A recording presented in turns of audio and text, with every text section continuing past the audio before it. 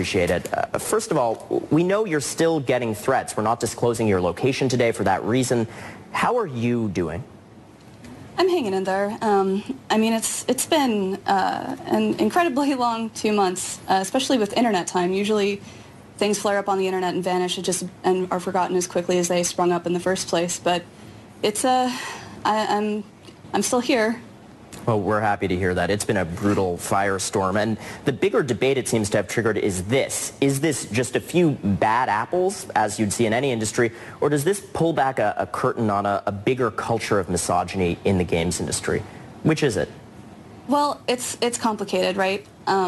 So we're currently at a time in the industry that is very exciting. It's one of the reasons that I've gravitated so hard to this and sort of found my calling in making games here, because we're at a point in the industry where it's now easier than it's ever been before for anybody to make a game.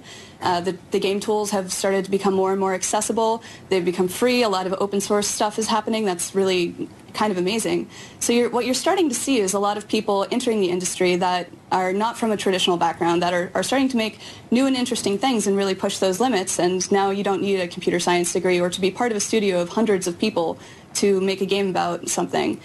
Like in my case, I do make most of my games in 1 to 3 people teams, and I can make whatever I want since I don't have a boss, I don't have stockholders. And as such, now that we're starting to see so many people entering and we're seeing more diversity in the player base as well, you're starting to see this explosion of creativity and these backgrounds and these subjects being covered by games that you've never seen before. And Zoe, we're showing footage of Gone Home, which is a lesbian coming-of-age story. We have footage of a couple of games we'll show the audience that are female-centric, female-led. There's Alien Isolation, which has a very strong female protagonist. That's just out now.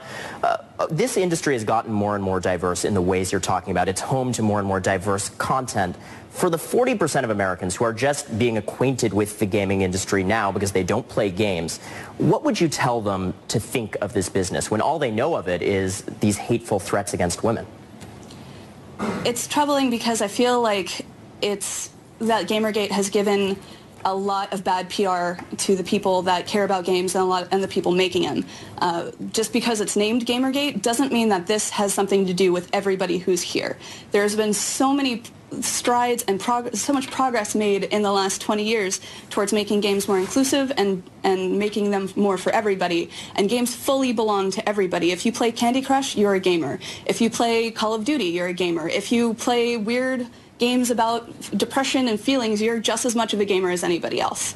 The unfortunate thing is that these people who are sort of extreme voices have undone so much of that work. So the medium itself is quite powerful and something that I love more than anything. But unfortunately, there are people who don't want games to be inclusive. There are people that want to keep people like me, people like the people who play Candy Crush, they want to keep it marginalized into this tiny, narrowly defined definition of what they think a real gamer is, but that's not reflective of the people who play games, the people who make games, and it's certainly not reflective. And we're showing some of the stats, Zoe, of just how not reflective that is. Actually, male gamers between 10 and 25 years old are only 15% of gamers right now, so there's a lot of reason to question these stereotypes. But certainly what is real is the hatred from these men sending threats. What's your message to those men? I really wish they would just grow up. I'm not going anywhere. Neither is Brianna. Neither are any of the other women that have been targeted, aside from those who had to quit. Not because of the threats and being so vile, because they are, but because they're like some of the writers who've quit have decided, you know what, this isn't worth it anymore. You know, I don't want to, I can take my skills and go to any other field and not have to deal with this, and I don't blame them. But personally, I love games. I love the people who make them and the people who play them, and I'm not going anywhere. So hopefully the people who issue these threats, the people who are responsible for this harassment, who would see people like me and people like these other people run out, I would say all you're doing is it's like a death knell. You guys are becoming rapidly irrelevant.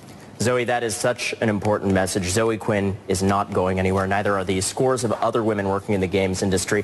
Thank you for being so public about this. I know it's a difficult time, but you really have pulled back the curtain on something very important and ugly for the country to see. Thank you. I just hope it changes. Appreciate that. Our thoughts are with you. Zoe Quinn. Up next, what would a